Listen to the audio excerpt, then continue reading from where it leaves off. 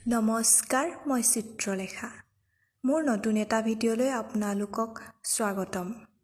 আজি যে ৰাতিপুৱা ৰ'দটো দেখি মনটো খুবেই ভাল লাগিছিল। এয়া নতুনকৈ আমাৰ ঘৰত কেৰেলাও লাগিছে দেই।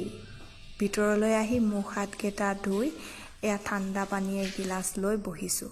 বাহিৰৰ চৰাই এটাই মাতিছে, তাকে চাইছোঁ কেনেকুৱানো চৰাই বুলি। অলপ পাছতে মায়ে আকৌ চাহ বাকিলে। চাহটো ৰাতিপুৱা খালী পেটত খাব নালাগে যদিও নাখালেই নহয় নিচিনা। অকণমান চাহৰ কানিয়া বুলি কয় যে, তেনেকুৱাই হয় মই।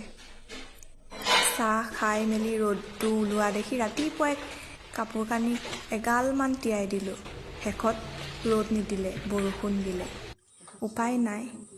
দুপৰীয়ালৈ আমাৰ খুৰী আহিল। খুৰীক এয়া চাহ দিছোঁ। মাৰ লগত কিবা ঘৰুৱা কথা পাতিল। আৰু ভিডিঅ' বনোৱা নহ'ল যদিও একেবাৰে সন্ধিয়া সময়ত মই অকণমান চটফটা মেগী বা তেনেকুৱা কিবা এটা খাওঁ। খাই বৈ উঠি মই মোৰ প্ৰিয় কিতাপখন চালোঁ। বহুদিন হ'ল পঢ়া নাই। মাজে মাজে মই মোৰ প্ৰিয় কিতাপখন পঢ়ি থাকোঁ।